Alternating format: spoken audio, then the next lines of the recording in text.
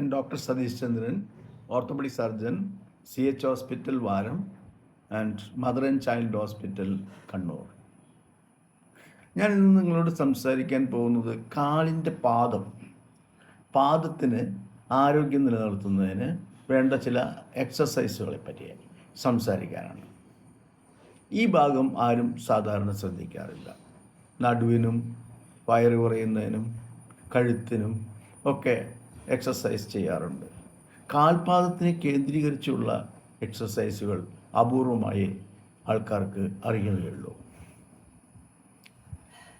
ഒന്നാമതായി first exercise foot ഡോമിങ് exercise. കാലിൻ്റെ പാദം കൊണ്ട് ഇങ്ങനെ ആർച്ച് രൂപത്തിലാക്കി കുറച്ചു നേരം പിടിച്ചു നിൽക്കുക, ഒരു 10 എണ്ണുന്നവരെ വീണ്ടും വിടുക. ഇങ്ങനെ ഒരു 10 പ്രാവശ്യം ചെയ്യുക. അടുത്തത് വാൾ സ്ട്രെച്ചസ്, അല്ലെങ്കിൽ ഒരു സ്റ്റെപ്പിലും ഇത് ചെയ്യാം. ഇങ്ങനെ കാലിൻ്റെ കാഫ് മസിൽ സ്ട്രെച്ച് ആവും ഈ എക്സസൈസ്.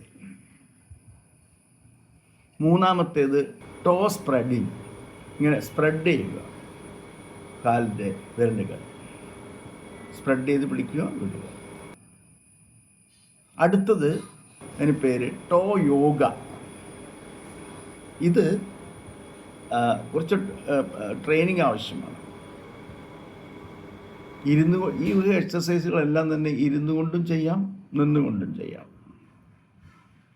തള്ളവിരൽ മുകളിലേക്കും മറ്റു വിരലുകൾ താഴേക്കും ആക്കി പിടിക്കുക. കുറച്ചു നേരം പിടിച്ച് റിലാക്സ് ചെയ്യുക.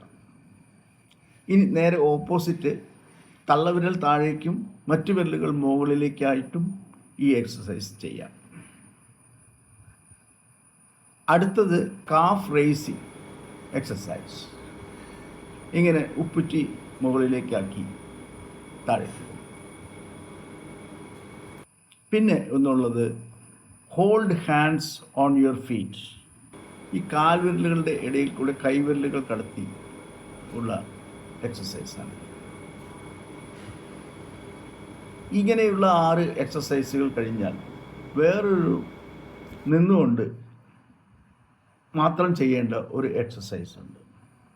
അത് ഒരു പാദത്തിൽ നിന്ന് മറ്റേ പാദം ഉയർത്തിപ്പിടിക്കുക.